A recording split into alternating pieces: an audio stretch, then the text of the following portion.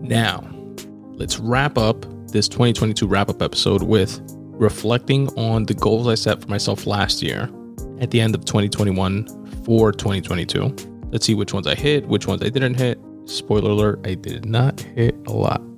But then we will build some momentum with the goals that I did reach and achieve and keep them going and growing for 2023.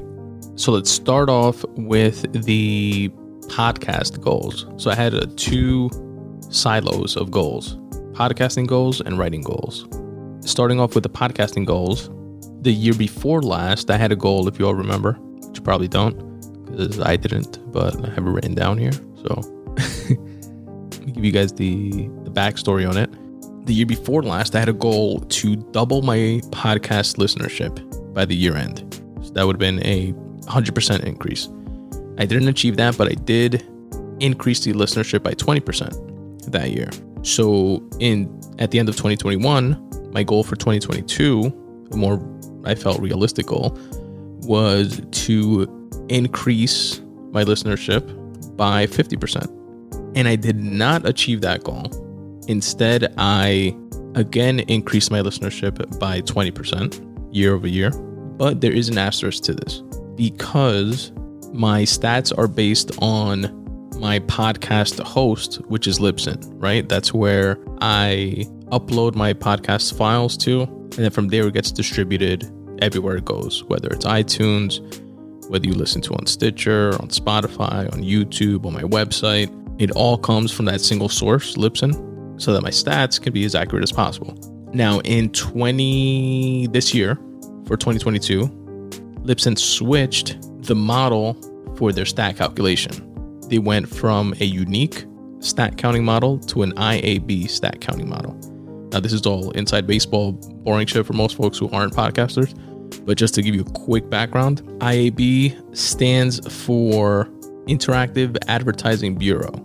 And the IAB stats are measured using standards set by this bureau, which include additional filtering beyond the Libsyn unique stats and usually results in lower download numbers.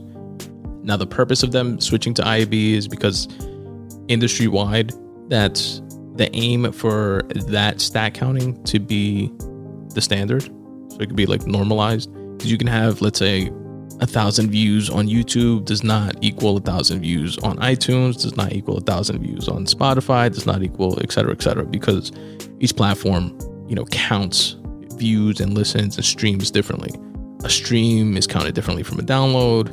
If someone presses play and listens for 10 seconds, it's counted differently than if somebody presses play and listens to the entire episode or clip, depending on the platform, et cetera. So these IAB standards are meant to normalize all that. But again, it results in lower download numbers, which is why I mentioned that bit of an asterisk, because I, even with the lower numbers, still achieved a 20% increase in listenership. So in my rose-colored glasses view, trying to be positive and optimistic, am kind of thinking that if I was comparing apples to apples, last year's stat counting model versus this year's, maybe I would have achieved that 50% increase based on that type of calculation. But again, that's just speculation. Who knows? But yeah, I'm still definitely appreciative for the 20% increase year over year. And I want to establish now my goal for next year based on these unique IAB stats to be a 50% increase from this year's stats. Let's try to hit that, y'all, in 2023. The next goal that I had for 2022 was to be more creative with my posts and my clips on Instagram, Twitter, etc. And I specifically highlighted wanting to continue adding to what I was already doing, which is my motivational Monday quotes, where I do put out a quote with a cool background that I like to try to match up to the quote when I can on Instagram, Facebook, Twitter, Pinterest even. Similarly, on Wednesdays, I do the Wordy Wednesdays, where I put out a word of the week with this cool little video type format where you press play, it shows you the word. A couple seconds later, it shows you the definition. And I do that on Wednesdays. But I put here that I also wanted to double down and get better at creating audiograms and mini clips. and I definitely failed on that goal. I'm not sure where I'm at with audiograms. I still do some. Headliner has this feature where it like automatically scans an episode and uses some AI technology to try to pick out like 10 or 15 second chunks. And I go through those whenever Headliner creates them, which it does once per episode that I put out. And sometimes it'll give you 10 clips. You might get like 2 or 3 that I actually like, and I put those out. You guys can check those out on my Instagram in the highlights section for the mini clips. You find that stuff there. So I guess not a complete failure, because I have been fairly consistent with that, but I was also using other services that I stopped using just because it was so time consuming, or I didn't feel like it was adding as much benefit commensurate to the work that it took to like create the clips, and some of the sites weren't like as flexible as I would want them to be. They were a little clunky, etc. But Headliner has definitely become a leader in that space for me. Like that automatic clipping is definitely clutch. I recommend it. And if you guys use Libsyn, for example, Libsyn purchased Headliner, so you get those services or some of their services just by way of hosting your show on Libsyn, which, by the way, I do have an affiliate link for. If you guys want to go that route, definitely check that affiliate link within the episode notes of any of my episodes, including this one. Something else I've definitely been using Headliner for is clipping all of my shows into like each individual segment or chunk, and I put those out on YouTube, Instagram, Facebook, etc. And it's perfect for YouTube because there I also create playlists. So if you guys like the Goats Doing Goat Shit segment, for example, but don't like anything else, you can go on YouTube and there's a playlist of just the Goats Doing Goat Shit segments from all different episodes all together in one spot. It's also a separate playlist for movies that I've broken down, a separate playlist for books that I've broken down and recapped, a separate playlist for writing related stuff, a separate playlist for TV shows that I've spoken about, etc. But within this vein, aside from keeping that momentum going, a goal that I will add for next year is going to be trying to be more cognizant of, and I got this from Gary Vee actually, from a recent podcast that he was on with Tim Dillon, where he spoke about having to treat each individual platform as its own separate thing, like as its own room that requires different types of content. Like right now, I am doing the work of chopping up clips and chunks and stuff like that, but for the most part, that same chunk or clip you'll see on IG or Facebook or YouTube. Like I'm blasting it to all those places.